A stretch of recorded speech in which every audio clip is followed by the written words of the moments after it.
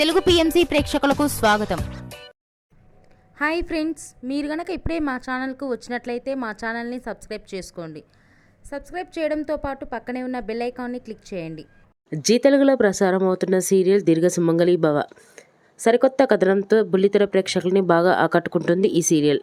ఈ సీరియల్లో మహి గౌతమి అహల్య క్యారెక్టర్లో నటిస్తుండగా ప్రతాప్ గౌతమ్ క్యారెక్టర్లో పవన్ రవీంద్ర ఇంద్రగా నటిస్తున్నారు. తాజాగా మహి గౌతమి తన లేటెస్ట్ వీడియోని అభిమానులతో పంచుకుంది. ఆ వీడియోని మనం కూడా చూసి